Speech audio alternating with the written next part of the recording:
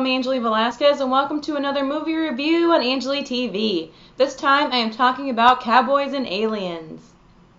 They're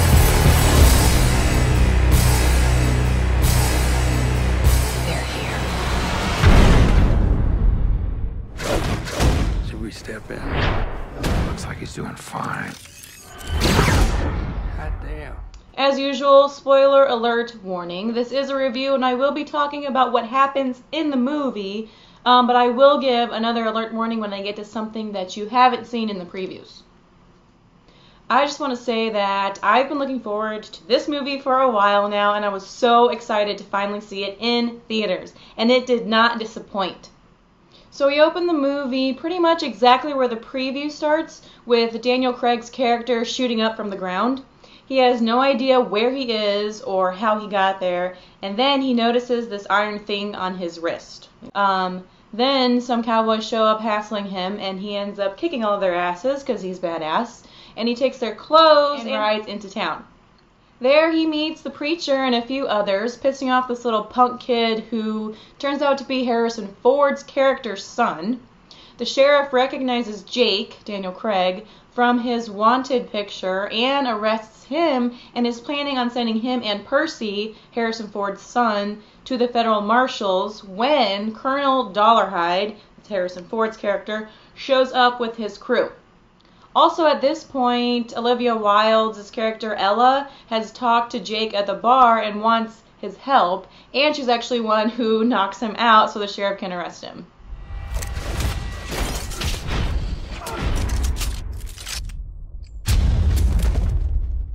So Colonel Dollarhide wants the sheriff to release Percy, and he also wants Jake since he has stolen gold from him. And of course Jake has no memory of this or anything. He didn't even know that his name was Jake. And then comes the mysterious lights out of the sky and stops everyone in their tracks, and they're all like, what the hell? And then the aliens attack. The iron wrist device that's on Jake activates, and he figures out how to use it and bursts his way out of the carriage and then actually shoots one of the spacecrafts down.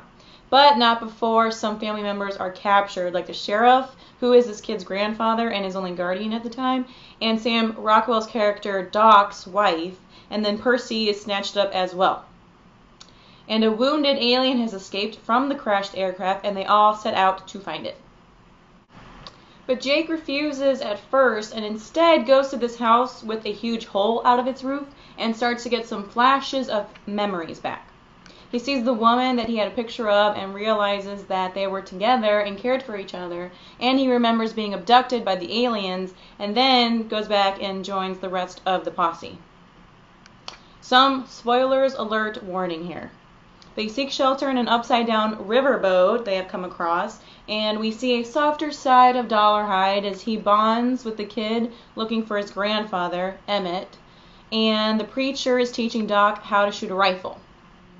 Jake and Ella are also talk a little more, but then the alien that they are tracking comes and almost kills Emmett, but does kill the preacher, who saved Emmett just in time, and that was really sad because he was really sweet and not someone you wanted to see go.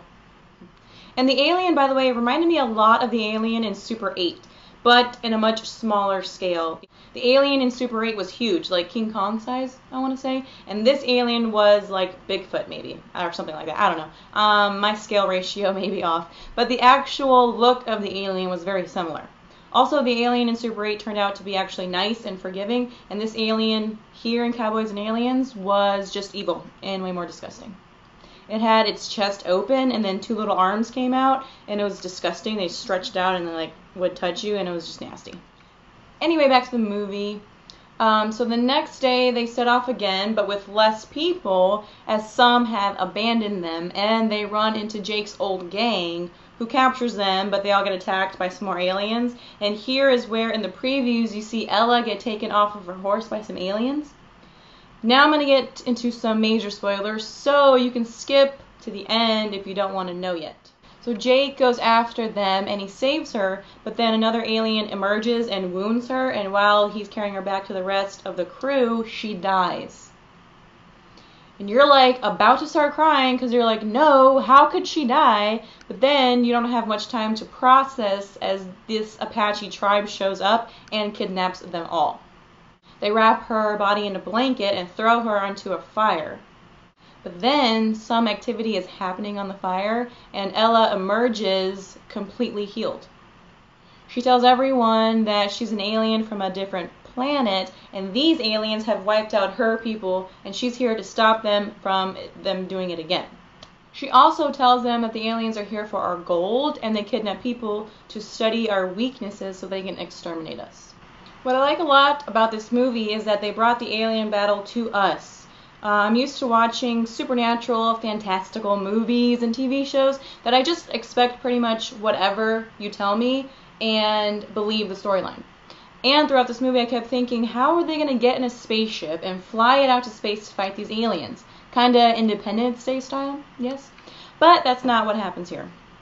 The aliens have one of their spaceships here implanted into the earth, blended in with the mountains, and that's where everyone is being held. It gives it a real-world feel, I think, as weird as that statement may sound. Ella tells everyone that Jake knows where it is since he has escaped, but he still can't remember, so the Apaches perform a ritual to bring his memory back. Then he goes to recruit some more people, members of his old gang, and they plan to attack the aliens and get their loved ones back. Which they do, and Ella ends up sacrificing herself to destroy the mothership of aliens. I loved this movie. It was so good and so cool, and had some very funny moments and some really sad ones too. I mean, how could this movie not be good? I mean, really, Daniel Craig and Harrison Ford? Yep, done and done. Awesomeness. And to top it off, it's directed by Jon Favreau. Okay, Elf is my favorite Christmas movie. Favreau directed it. Iron Man is probably my favorite Robert Downey Jr. movie, also directed by Favreau, obviously. And let's not forget to mention that he had a nice little story arc on my most favorite show ever, Friends, as Monica's boyfriend, Pete. Please tell me you're stopping now. I'm fine. I'd fight tonight if they let me. Now, see this circle I'm marking off here? This is my zone of terror. So, needless to say, I am a Favreau fan.